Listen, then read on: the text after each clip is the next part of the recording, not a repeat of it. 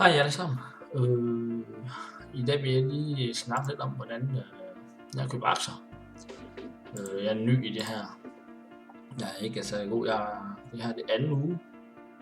Jeg er i gang med at komme ind i aktieverdenen. Før i tiden plejer jeg at handle med bitcoin og sådan nogle ting. Og trade bitcoin, exchange bitcoin og sådan noget. Men så tænkte jeg, ja, der er så mange, der snakker om aktier og går i gang med aktier. Så tænkte jeg, det må jeg prøve. Jeg har ingen uddannelse inden for aktier eller noget som helst, altså ingenting. Jeg er bare automekaniker. Men jeg tænker, ja, vi skal jo springe ud i det, og så må vi prøve. Så nu vil jeg lave sådan en video, hvordan jeg køber aktier, så kan I jo følge med.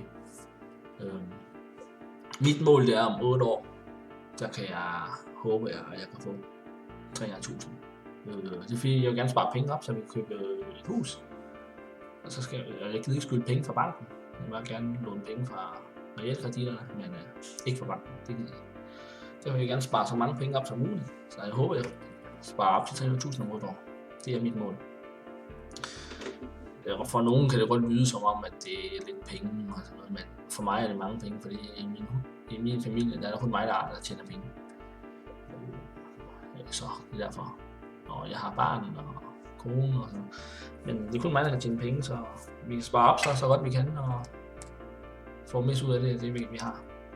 Og derfor tænkte jeg, hvorfor er det, så tænker jeg hvorfor er jeg lavet sådan en video her? Jeg synes det er sjovt, men jeg var lige at lave video og sætte det op og få en reklamepenge ud af det og ja. Og plus, jeg vil gerne se, jeg skal gøre sådan, så lave sådan en video, så folk kan følge med, hvordan sådan en helt ny begynder, som ikke ved noget som helst inden for aktieverdenen. Måske få noget gevinst. Det vil nok være fint nok. Ja, lad os se, hvad jeg bruger. Da jeg startede med aktier, så skrev jeg lidt til folk i aktieportefølje-siden her i Facebook. Der er nok nogle af jer, hvis der bruger aktieportefølje, så kan I se nogle gange, at jeg skriver nogle dumme spørgsmål. Jeg ved ingenting om aktier, så jeg er nødt til at spørge. Så er der nogen, der er flinke, der vil svare, men så er det fint, og nogen, der vil hjælpe mig, er fint, og dem, der ikke vil, så ja. Men jeg takker for dem, der gider hjælpe mig og bruge lidt tid på det. Mange tak for det. Aktieportefølje Facebook, og så bruger jeg Morningstar portefølje. Det ved jeg godt, at der er mange, der siger Morningstar. Det får høj rating fra Morningstar, så tænker jeg, så må vi kigge på Morningstar, så lave en portefølje derinde og se, hvordan det er. Og de har godt nok mange forskellige aktier, man kan sidde og søge på og kigge på og lave. Så det synes jeg, det er en god side at sætte en portefølje der og kigge. Så bruger jeg også Børsen. De har set forskellige kurser, og det kan jeg også gøre her i aktieporteføljen, men Børsen, jeg synes, den er lidt nemmere, fordi når du går ind i, hvis du skal købe de danske aktier, så kan man gå ind i Børsen, og så kan man faktisk trykke på en aktie. Jeg kan ikke tale lige pludselig, men så trykker man på den aktier, ja. Så trykker man på den, for eksempel Danske Bank her, så kan man, det er det gode i Børsen, så kan man kigge på profil, og så kan man så fortælle lidt om banken, så har man lidt viden om, hvad banken laver, og sådan noget, og hvad det handler med, og hvad deres konkurrent er, og alt muligt. Så kan man tage sit navn her, så kan man tage for eksempel Danske Bank, kan man sætte den ind i sin måske køb portefølje, hvor det laver sig en portefølje, så måske køb Danske Bank, så tryk på den, så kan man se, hvad det nu tager, hvor meget det svinger og sådan noget. Så har de en graf, og så har de nøgletal, regnskab, det står der alt på, hvor meget de har tjent sidste år, omsætning og resultat før skat. Altså, Morningstar, de har også det hele, man kan kigge på, og hvornår giver det udbytte, hvor meget giver det udbytte, pengestrømmer, altså de har det hele. Og så hvis man vil vide mere, så kan man gå ind i grafer og lave forskellige grafer. Jeg ved nok ingenting om grafer og teknisk analyse og alt det der, men det er sjovt at kigge på, man kan lære meget af det. Altså. For eksempel her, nogle grafer her, hvor meget det koster, altså løbet meget i stedet, sådan noget. Så har teknisk analyse, de har det hele, så har de regnskab, nøgletal, så har de dokumenter på. Og de har rigtig mange aktier fra mig, det er fra hele verden. Altså Morningstar, jeg tror de har det hele. Altså, der er det hele her. Morningstar er det hele. Så jeg bruger Morningstar rigtig meget.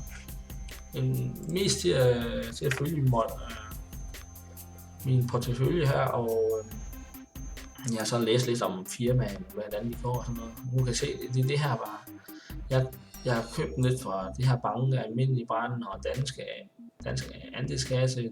Dem har jeg stillet meget på. Faktisk. Så DSV, de er faldet her. Det er ikke gået særlig godt for den danske aktie her i fredag, men det er nok, som jeg har lægget mærke til inden for 2 uger, så om fredagen, der plejer aktien at falde. Jeg ved ikke, om det er rigtigt, for nogle af jer, der ved det, men jeg synes, det falder altid her om fredag. Aktien. Det er nok, fordi folk vil gerne sælge i en weekend. Og så har jeg lægget mærke til, at så om mandagen kan stige lidt, men i starten af mandagen, der er den stadig lav. Så kan den faktisk falde endnu mere. Og så er den lavt. Så har folk snakket lidt om fingerprint. Så har jeg også købt noget af det. Altså. Men jeg købte den jo ikke særlig. 53, nu er det 50, så jeg har også tabt noget af det. Altså, jeg har tabt meget, altså her på seneste. 1,5%, men når man tænker over det, 1,5%, det er jo ikke særlig meget i forhold til, hvad bitcoin kan falde, altså fra $1.000 helt til $300, altså.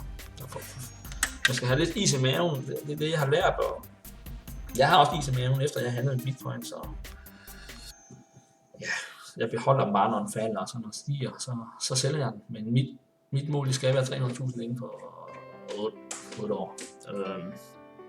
Og så der er mange, der har noget, hvad hedder det, de sætter stop for, når den falder med 20%, 30%, de sidder og tænker, om jeg skal gøre.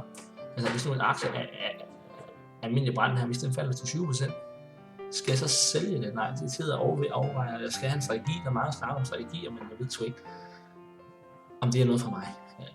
Jeg skal bare følge den måde, jeg har brugt til at trade bitcoin, for jeg har tjent rimelig godt for bitcoin, på grund af, at jeg har lavet sådan en strategi, hvor jeg bare sælger dem, når den er høj, køber dem, når den er lavt, og så bytte forskellige mønter og sådan det. Og for mig, der mangler sådan her bitcoin, det er ikke rigtig penge, så jeg synes, det ligner meget aktier. Det hvor der også bytter og sælger, det er det samme, og sådan tror jeg bare, skal tænke, så tror jeg kan få penge på det, men jeg ved ikke, jeg skal have en strategi. Hvis nogen af jer, der har en god strategi til, hvordan man skal handle med aktier, når man er sådan en helt ny begynder som mig, så må I endelig skrive nedenunder, hvad I mener, der er bedst. Så kan jeg jo læse med det, altså. Og så må jeg vurdere, om hvad er godt for mig. De her aktier, jeg har Tweedle. Hvorfor købte jeg Tweedle? Fordi jeg tror, Tweedle bliver højere. Det er alt for lavt nu. Tweedle er meget lavt nu. Den kan kun komme højere. Det kan godt være, den falder til 14 eller 10. Men der er mange, der bruger Tweedle, og så tænker man på e-sport-teknologi. Tweedle er den eneste, hvor du kan sidde og streame med e-sport og sådan noget. Så, altså, du har sådan andre sider, men Tweedle, det er primært det, hvad jeg bruger til at se mere. Der er mange unge, der bruger Tweedle, og Trump bruger Tweedle. Altså, så må vi se. Så jeg tror på Tweedle, der har købt, og TDC tror jeg.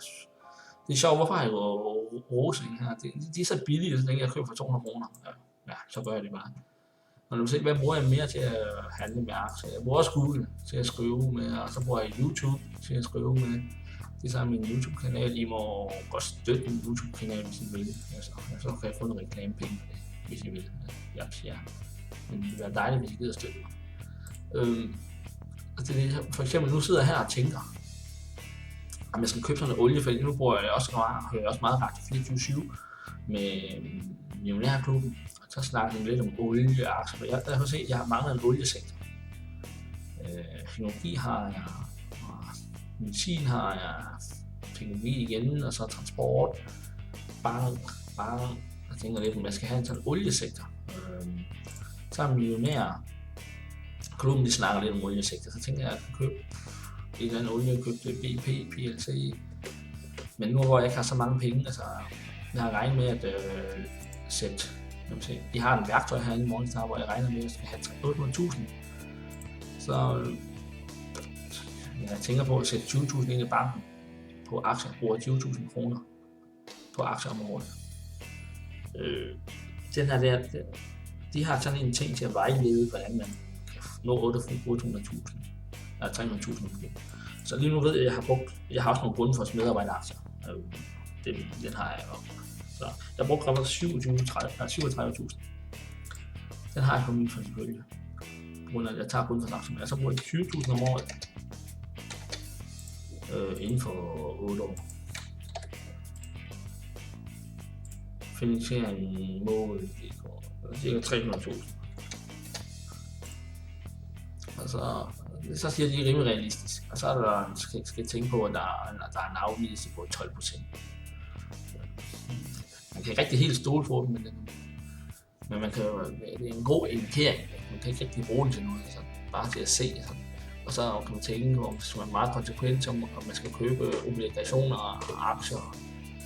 Og lige nu er jeg jo, ifølge dem, så er jeg jo meget aggressiv lige nu. Så er jeg jo kun 100% aktier.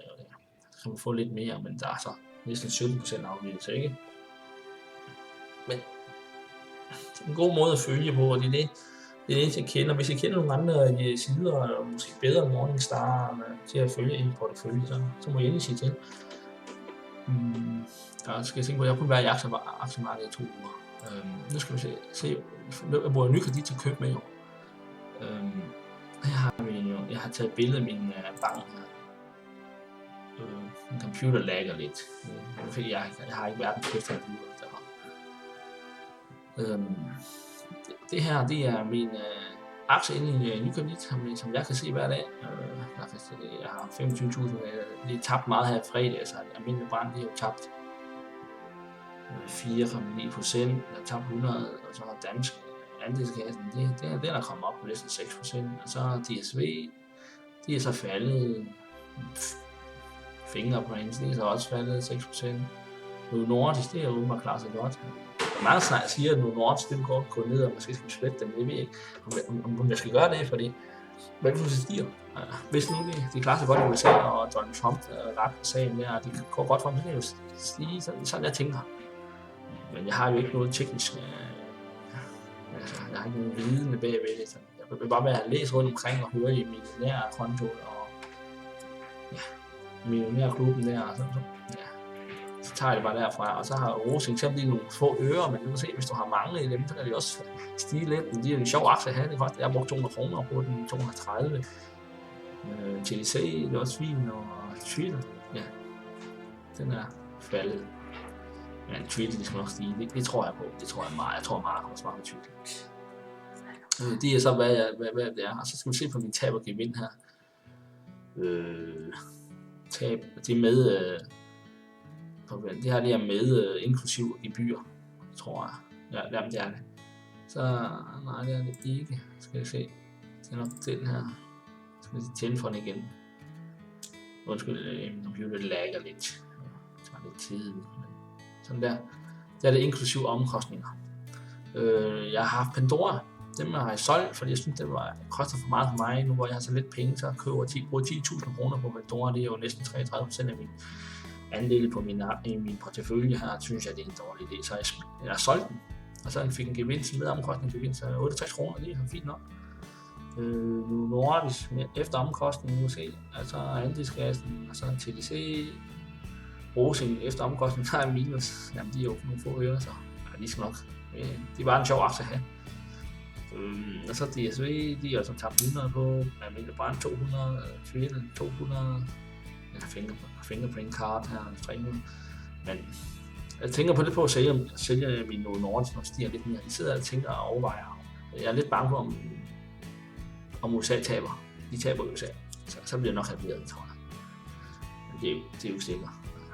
Jeg sidder og overvejer, om jeg skal sælge dem. Ja, I må skrive, hvad I mener, om jeg skal sælge min Novo Nordisk, eller beholde dem. Det må I lige sige til. Og så...